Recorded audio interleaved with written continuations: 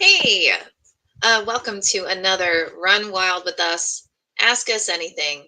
I'm Lisa Kastner. I am the founder and executive editor of Running Wild and RIZE. And I am here with you every Thursday, 5 p.m. Pacific time, 8 p.m. Eastern time. And typically, I'm also here with some of our amazing editors. And we take this time to live answer whatever questions you may have around. It could be around publishing, editing, the craft of writing, um, what someone's favorite dessert is, whatever it is, whatever your questions may be. So any questions that you have, just go ahead, toss the question into the comment section. And typically what happens is I'll then repeat whatever question you may have. And then we will take turns typically in responding. So with that, I want to thank anyone and everyone who's joining us. I know it's pretty tough. We're on a Thursday before a holiday weekend, and I don't know about you, but I am definitely ready for the holiday weekend. Um, it's been really busy.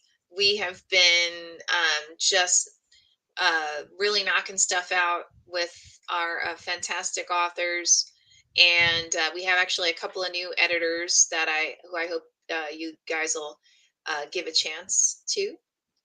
That sentence made absolutely no sense, but anyway, I guess that just proves that I'm definitely ready for the holiday weekend.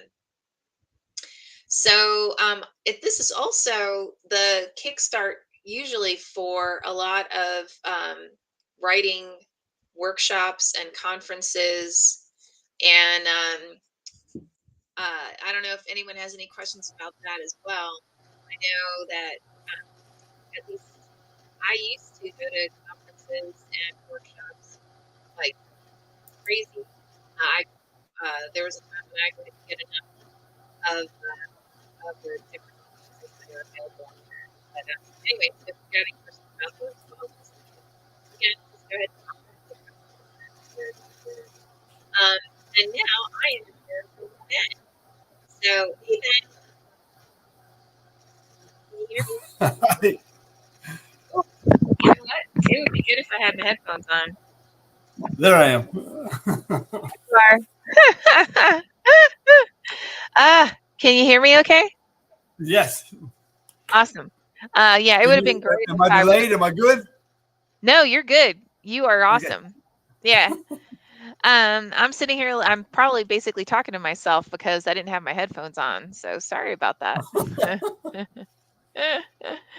um, It was good information, I'm sure. oh yeah. I was just saying that it's before the holiday, so I'm sure people are more than ready for their to get their holiday weekend on. How about you? Is that this weekend? Yeah, in theory.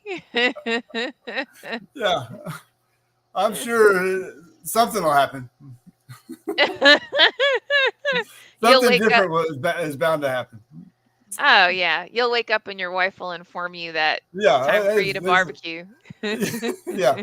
Or do the real sign of a patriotic American and go buy a new mattress. Oh, there you go. That's not a shot at all, but okay. Yeah, no, not at all. Well, you need to get a new above ground pool, a new mattress, Yeah. a 6-pack of some type of alcoholic beverage, and I guess burgers.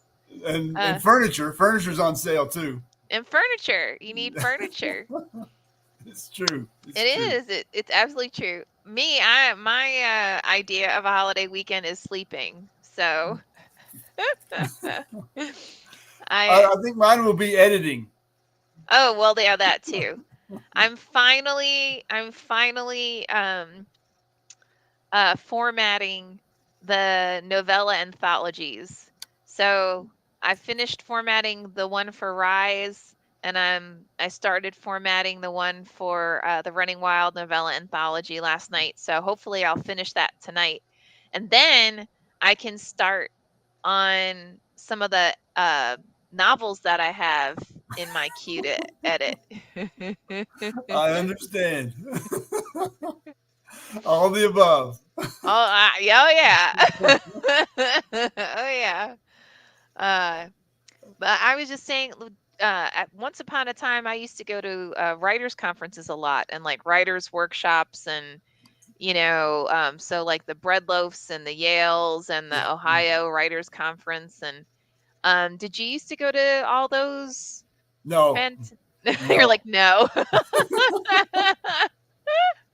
How did you how did you used to get your fill of like the craft of writing once upon a time Um, before you became the craft?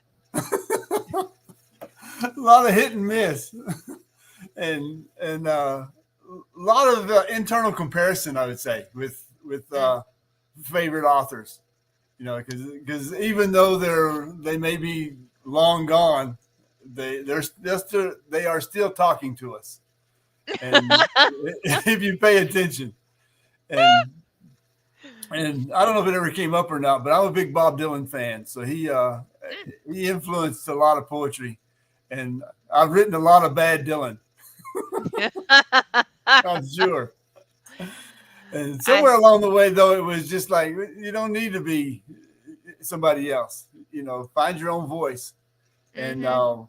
um, as far as poetry goes, there are much more esoteric poets out there than me because it's just not my voice. My voice is the storytelling voice and captured it in that most compact area Mhm. because I am a lazy fiction writer.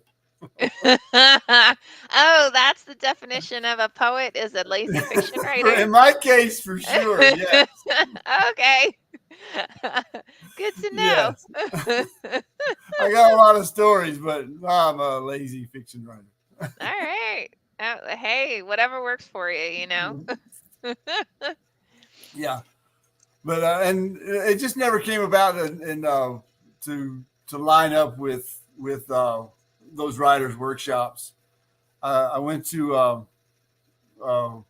one with Louise, what, Gluck, Mm. the Nobel Prize winner. Oh, She yeah. didn't like my Okay. stuff at all. Oh, no. No, it was it was an interesting discussion. Okay. I don't know But if that's good or not. yeah, it didn't deter me from writing what I write. So don't be deterred. Okay. All No right. matter no matter who wins the Nobel Prize, you just keep writing what you write. Mm. Well, there you go. Yeah, That's good, I think. Yeah, I applied to all of them, and yeah, I got rejected by all of them. At some point, I mean, I got into quite a few as well, but I mean, I was one of those, like, every year I applied, every year to see if, like, I could uh workshop with some, like you said, Pulitzer Prize winners and like yeah. Nobel winners. And um I don't know, for some reason, when I first started creative writing, I thought there was some kind of like mystical something that uh published authors had, and award-winning authors had or knew. And the only way you were going to get it was to go to these conferences.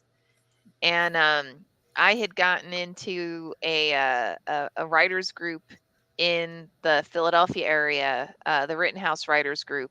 Mhm. And that instructor was like, "Oh, you need to apply to Breadloaf and Chautauqua and all these, like, big programs." And I'm like, "Oh," I was like, "Okay."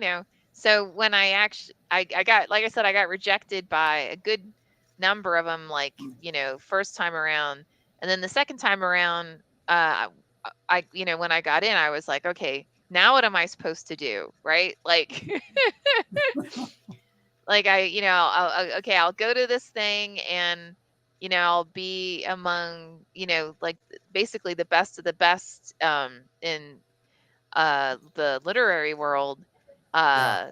But then what, you know? And I still haven't figured out what the then what is, to be honest. I just Yeah. figured, maybe I can learn from, because honestly, the people who get accepted to those programs, I mean, you know, I learned as much from my fellow attendees as I Yeah. did Oh, from sure. the instructors, Yeah. because quite a few of them, you know, run things like, I don't know if you know One Story, that it's a publication. They publish literally one story. Yes. Yes. Yeah. And so like the founders of One Story, you could be sitting next to the founders of One Story in your workshop at like Bread Loaf, right? Yeah. Yeah. So and I always wondered, like, how do they decide, like, okay, you're an attendee, and you're the workshop leader, right? Because sometimes the caliber of the attendees is really, really high, Yeah. you Yeah. know. But I never did figure that out. There's a story I've heard about James Dickey, and when he would hold one of his workshops on the first day, they said that he was really cruel and rude and just mean. Oh. And then whoever left or whoever came back, he said, "Okay, we weeded the others out. Here we go." Okay, that's So kind the of people fun. just throw their hands up and say, "I can't work with him. He's terrible. He's horrible. He's so cruel." And then the next day, when they didn't come back, he was ready to go. Okay, now we know who's serious. Wait, I think I've heard before. Yeah, Yeah. Or like similar yeah. I'm sure it's been similar. twisted through the years, but Oh, the gist yeah. is there. Yeah. I wouldn't be surprised if cuz I remember there was I think it was at no, I was going to say it was at Breadloaf, but actually I think it was at Sewanee. Um there were a couple people that they just would I don't know what they submitted to get in, but they would then workshop the same piece like year after year. And I thought, are like, is that all that they're writing? Yeah, You know? I just really hope that they were actually out there, writing more than just that one short story or that one, oh yeah, creative yeah. nonfiction piece. But it was more like they were in it just to go to the conference. They didn't really want to write per se, Yeah, it was a social outlet. Yeah, And, exactly. and here's my ticket. My short story is my ticket. Yeah, exactly. Yep, that's it. Like, I know this is the best short story I've ever written in my life, and so I'm just gonna keep submitting this Yeah, until so that everybody, they just keep accepting me, and we'll see what happens from there. So, but yeah. so how do you get yourself to write every day? It's a matter of routine now, and I really miss it when I don't. Well, and so I don't. It's I have a streak going. It's ever since March 25th, 2011, I have written at least one poem a day, Oh, wow. and sometimes as many as 12 to 15. And Wow. in that 11-year time span, one or two of them are pretty good. Well, considering I know you because you submitted some narrative poems to Running Wild, and we published them as well as like a collection, Yeah. I'm gonna guess that they're damn good, but it's just a guess. Well, it's thanks. I'll come to your workshop. Oh, I don't want to teach you a workshop. I've taught workshops before. Yeah. I mean, not that I wouldn't. But no one's inviting. Let's just say no one's inviting me to teach a workshop. So I don't know what that if that has any kind of commentary on my uh, workshop capabilities or what. But yeah, Yeah. I get invited to take pitches more than anything. Uh-huh. So mm, Yeah. And you do have a good eye. yeah, in Well, you must theory. because you published mine. No, I'm not saying that because you published mine. I'm saying Yeah, that in no, not at general. all. That's not why. Yeah. Yeah, no, there's no commentary associated with that. Uh-uh. No. No, But no. 'cause I do remember when you accepted the Cuban for the novella, Mhm. and it was in that narrative neo narrative format, and I think I emailed you and said, "Are you sure?" Yeah, and I was like, yeah. It's okay. Then I'll quit asking. Then I'm not going to ask anymore. That's still one of my all-time favorite narrative poems. Yeah. Just saying. And then Yeah. when I like met you, I was like, "You wrote the Cuban? How's that possible?" You're a clown. You can't write. You were not It's what I true. had envisioned it at all. Which is not it's not that's not good or bad, just Yeah. is. Yeah. Yeah. Mhm. Well, and yeah, I think there's the writer self, and then there's the social self, and the outward self, and so many Mm, different selves that's true. that you pull them all together sometimes, or not. Or not. Or yeah. Well, sometimes it's more fun to be kind of fractured. Yeah, that's good. No, that's encouraging to hear that you were surprised that it was me that wrote it. So, Mm. are you sure? Like I said, it's still one of my all-time favorites. So, Thank um, you. so actually, if anyone who's watching this, would you guys ever want us to have like a writers workshop or a writers conference of some sort? I haven't really like looked into doing that or but if that's something that you guys would be interested in us doing or, hosting, then definitely pop it in the comments section and let us know. Like, give us that commentary because we want to make sure that, we're giving you what you need. And if you feel like, us having a writer's conference of some sort or a writer's workshop would be beneficial, then, we definitely consider it. I would just need somebody to volunteer to actually organize it because I don't have the time to organize it. But yeah, I mean, I honestly, I think you and Peter would be great as workshop leaders. So, Yeah, it would be fun. It would be, and and given that the perspectives, my perspective and Peter's perspective are so different, I think it would be mhm. rewarding to hear both insights or perspectives. Oh yeah, absolutely. Yeah, I totally agree. Um, Yeah, it would be. I think it would be really interesting, and honestly, if we could get a couple of our other um, editors to teach as well, I think it would actually be pretty cool. Yeah, So, because we do have a really nice variety of editors, um, and and backgrounds. So, Don McIntyre asks, when you guys are writing, how often do you struggle with a story versus how often the story just flows onto the page? And sure, I'd attend a virtual workshop. All right. So, how often do you struggle, Ben, versus how often does it like just flow?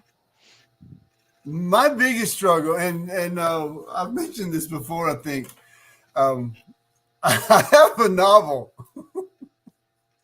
that I started in like 2016, Okay. and it's up to 30,000 words, I think.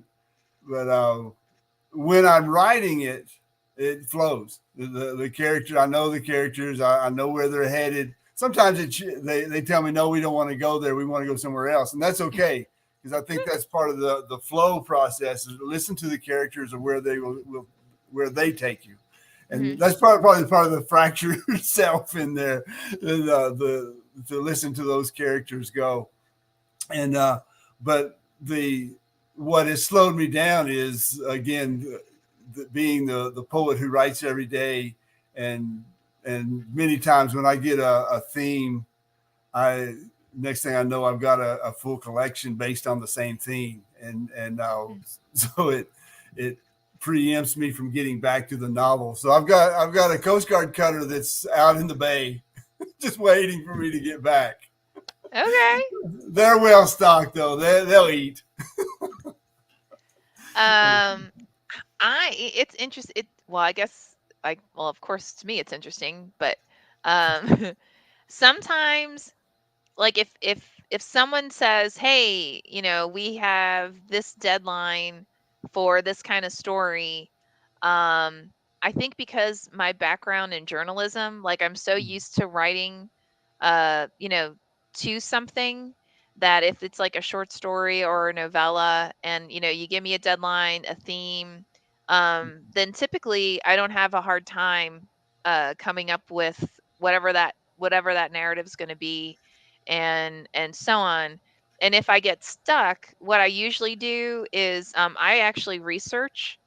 Like I'll look up different weird history facts. Mm-hmm. Um, if there's something that one of my characters is into, I might do a bunch of research on whatever that is that the Yeah. character's into, and then that will immediately open up the story itself, because it's fact has this amazing way of creating narrative fiction.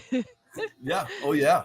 Because it just inspires it. So my challenge used to be from if I don't write if I'm writing a full length piece, like a novel, I need to write an overall, like a high level structure to it.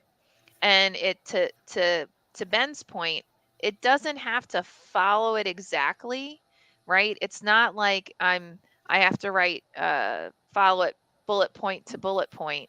It's more so that it's more like you've developed a road for you to kind of travel along, and you may go off that path, and that's okay, right? Because it may actually be a much richer story Yeah. where you're taking it. So, and then I adjust the outline based on where the characters have taken me. So I don't normally have necessarily a hard time. I have had times though when, like, let's say, I'm really like hard and heavy writing something, and then I realize I feel like it's starting to get stale.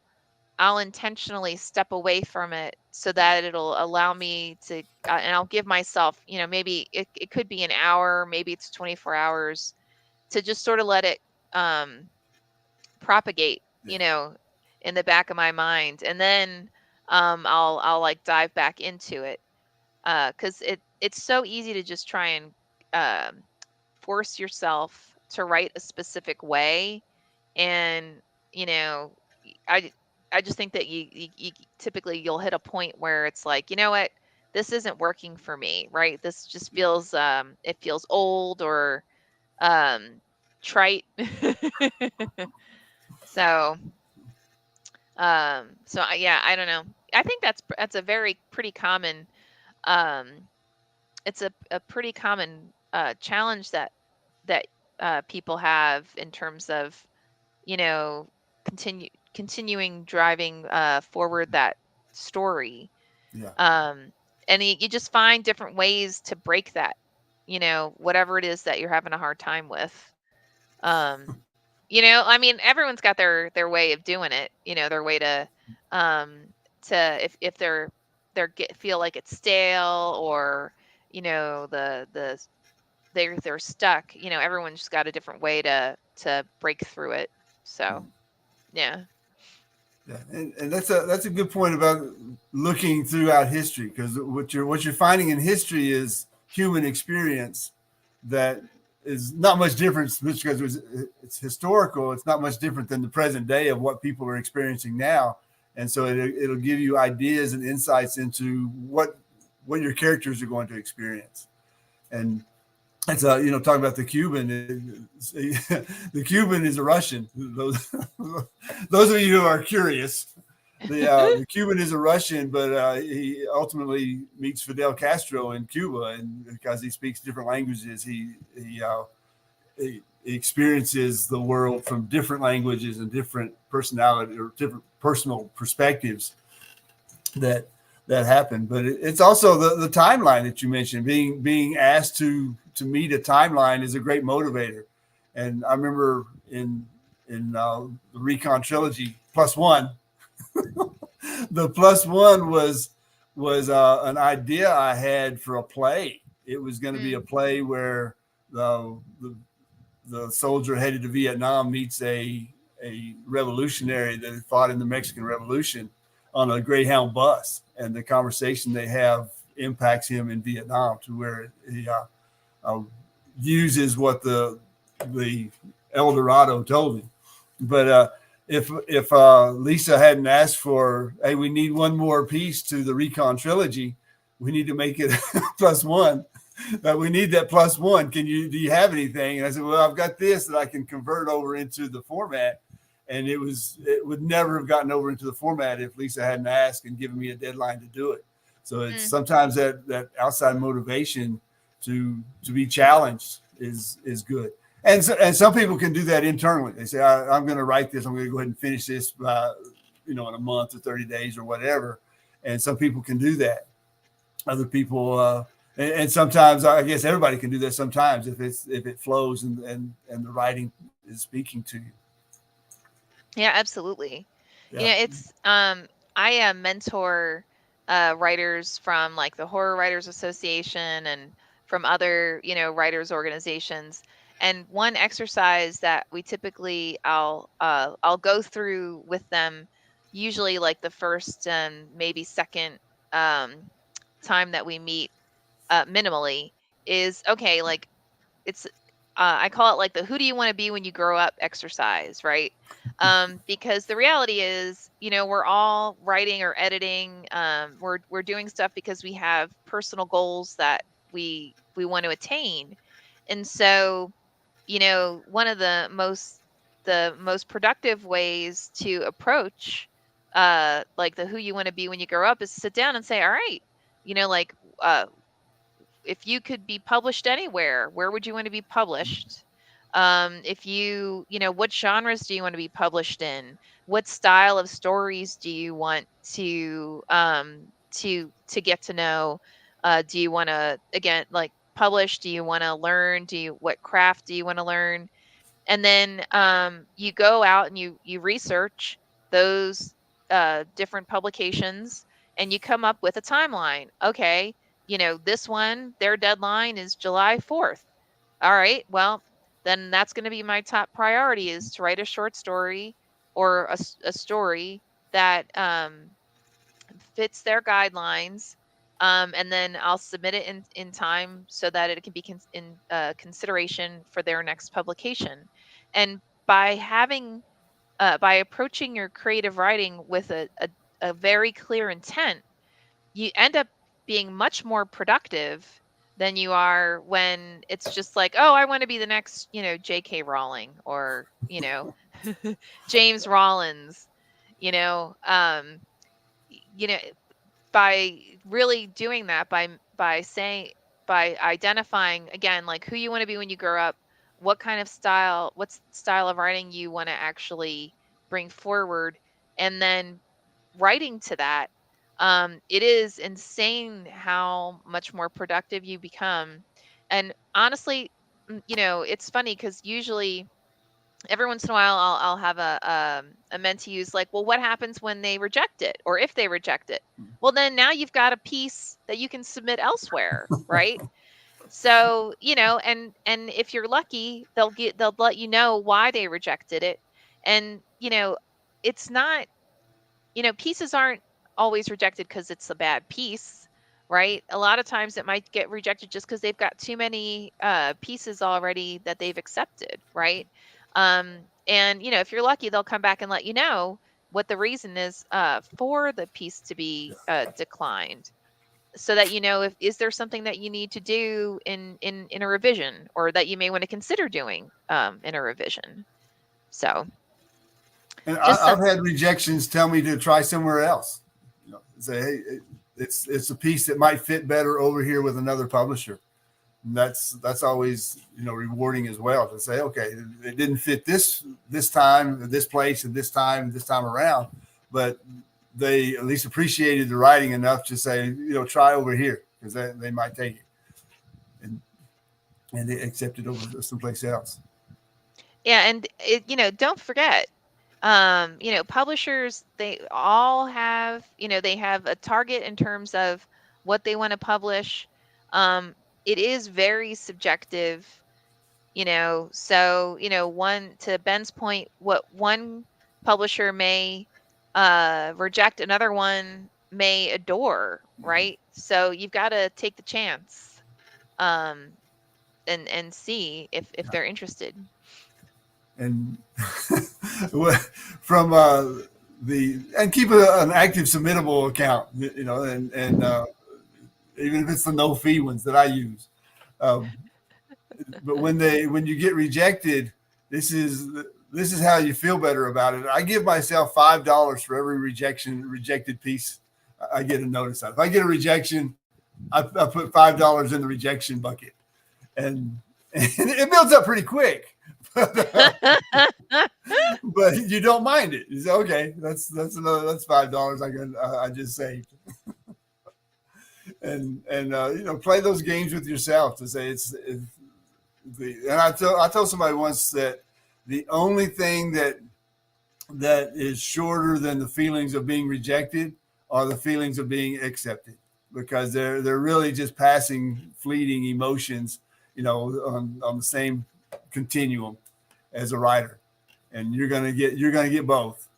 And the thing is to accept both for what they are, temporary. Yeah, that is actually, that's very true. And you never know what the motivation was behind a piece being accepted or declined. You know, um, I mean, and we've actually had, I feel like we've had interventions in the past where, like someone would send us a memoir, or they'll send us like a piece that they'd been shopping around for a long time, and both Ben and Peter will come to me and say, okay, you get to explain to this person why it just got declined. So, like I've literally had calls with authors and just kind of walk them through, what the strengths of the piece were, and what, how, where it could be strengthened, more so that it has a greater likelihood of being accepted in a future iteration. And I'm happy to do that. So, and literally I feel like it's been like interventions in the past. Like we've had a couple of those. So anyway, which is again, from the author's point of view, those are better than just saying, sorry, unfortunately it doesn't fit. Okay. Yeah, no, absolutely. So if you are watching this and it is Thursday, between 5 and 6 p.m. Pacific time, 8 and 9 p.m. Eastern time, then go ahead and pop your questions into the comments section. I'll repeat the question, and then Ben and I will respond. If you're not watching this and it's after that time period, it's not a big deal. Just go ahead, pop your questions in the comments section again, because I go throughout the week to check for any kind of new comments or questions. So Jack Cooper says, when asked to take a creative nonfiction story to the length of a novella, but needing to add creative recall to expand it, is it now a fictional piece or bio mythographical? Mythographical. We may have to look that word up, Jack. Yeah. I like that word. That's a cool word. I think it depends on how far you take it in terms of um, the creative elements. So I think you have a greater likelihood that it's more of like a creative nonfiction piece if it's memoir. Look it up, please.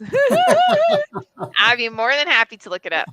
Um, and Now, I have seen biographies where they had to have fictionalized the dialogue within it. Within a memoir. I think it would end up being, yeah, it's probably going to be creative nonfiction. It depends on what you're trying to do with the piece, because some individuals have taken memoir, made it more of a creative nonfiction piece, and by fictionalizing, creating fake storylines. Um, so at that point, it's clearly creative nonfiction. I don't know. What do you think? I'm focusing on the creative recall, Mm, and there's a little voice in my head saying, well, the creative nonfiction is all about creative recall. It's all creative recall, and you could have someone who experienced the exact same thing write something totally different because of the way they creatively recalled it. So I wouldn't discount the creative recall and say, well, it changed my whole nonfiction aspect of the story. It's just the way that I've applied memory. And mm, the you know Baudrillard tells us that history is an immense toy, and we can play with it the way we want to, and have it come out the way we want to. So it's still writing from a certain perspective, and that recall. Well, I need to fill in some gaps of memory, but it's still the same person filling in that gap. So it may be creative nonfiction even when you recall it in that way to get the filler. Does that make sense? Kinda. I Yeah. mean, I think it depends on when we're talking about creating those narrative points. Um, if it truly is something that's like narrative points that are from recall, I think you could argue that that's still memoir. Mm-hmm. But Mm-hmm. if you are consciously fictionalizing those narrative Yeah. points, I think that's when you're stock. It's more so creative nonfiction, right? Mm-hmm. You're going outside of the realm of memoir. Yeah. Does that make sense? Yeah. But I think the consciousness is key. If Yeah.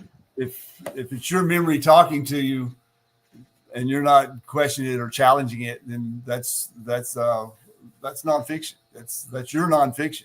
And and but once you say consciously, well, I wasn't even there, but I'll tell you what happened.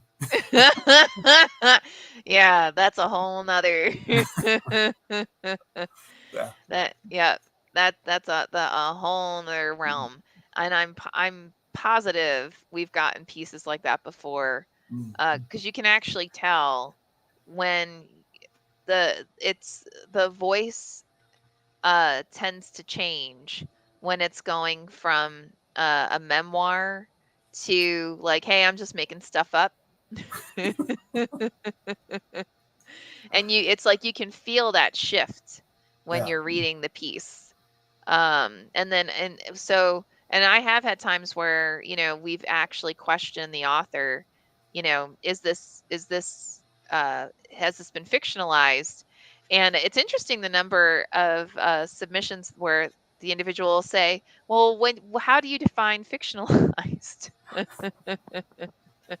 So actually, Jack, I think your question was perfect because Mm-hmm. um, I I'm sure we've gotten many more than uh, other than some may want to admit to, that are more on the creative nonfiction spectrum Yeah. than the memoir spectrum. So And especially when there are other people there in the situation and you're projecting what they are feeling. Mm-hmm. You may be wrong, but it's what you thought at the time and what you saw at the time. And so you're right. You're wrong and you're right at the same time. But if they disagree, then just tell them to write their own book. Yeah, I mean, There's biomythographical. Now it makes sense. there you go, I biomythographical. can piece Yeah. that out, Jack. I'll sound that out in my Kentucky education. Oh, please. I like that biomythographical. Biomythography. Yeah. Yeah, that's a great term. Because I've started my own genre of a poemoir. Oh, yeah? My poems are poemoirs. Your poems are poemoirs? Yeah, it's my own genre. I hate to tell you this, but you're not the first person to do a memoir that's a poem. Just saying, yeah. I know, but I'm the first one to call it a poemoir. I don't know. I'm going to look that up now. late to the show. Poemoir. Actually, you might be. Check you out. Oh, no. Nope. And they even spelled it the Poemoir. Yeah. Actually, you know what? It's you. It's you. Yes. Yeah. This is a poemoir by Benjamin B. White. You're the only Ben B. White I know. It's in Goodreads. Is that Conley Bottom? Yeah. Yeah. Uh-huh. It's got a sequel, Mill Springs, but I'm not sure where it is in the publishing process. I don't know. It's also showing up on Walmart. 2021? Yeah, that's late. That was last year. Yeah, it's also for sale at Walmart. Just the Conley Bottom one is? Uh-huh, yeah. Oh, well, I'm on my way now. You are. You're going to be famous.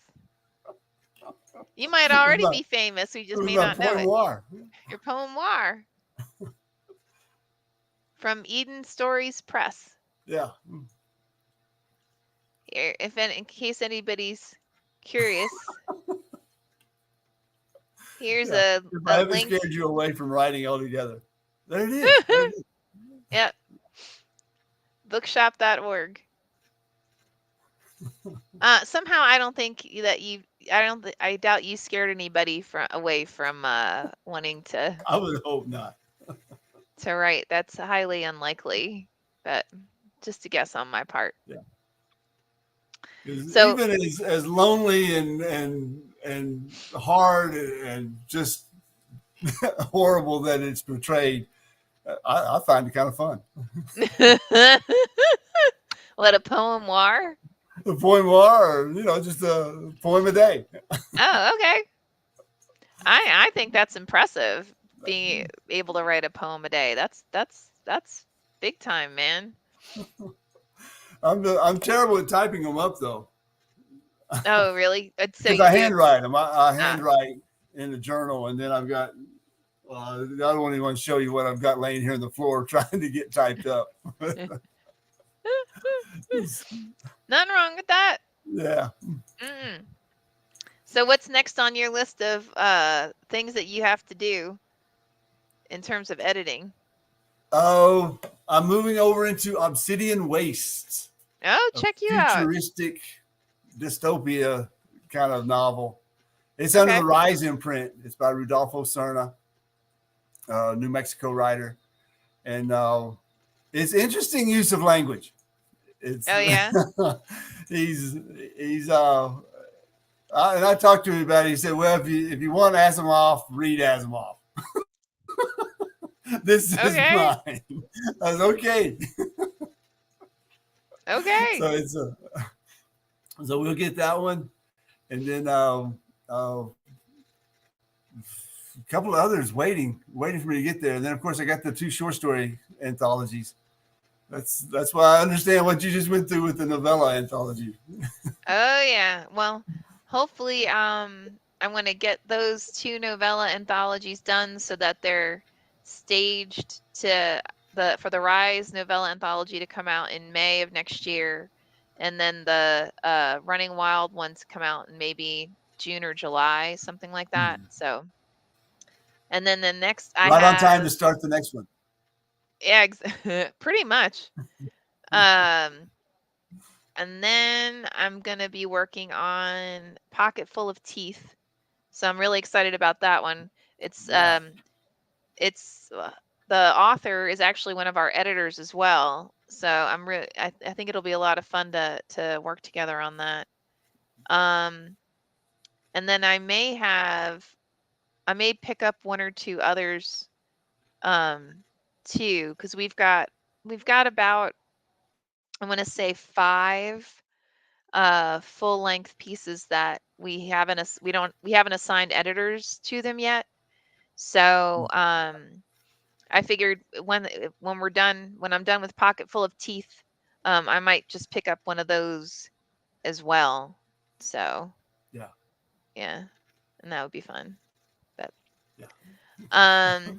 so for anyone who is watching this, it is Thursday, June 30th, quarter of 6 p.m. Pacific time, 9 p.m. Eastern time.